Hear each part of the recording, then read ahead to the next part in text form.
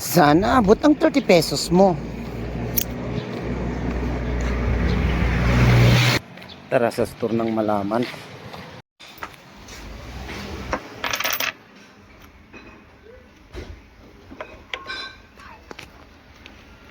Dalawang muma.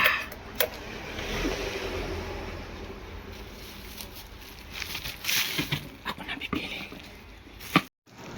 So, sa 30 pesos, may dalawa tayong muma na nabili. So, ang tanong natin, ilang dura kaya magagawa nito?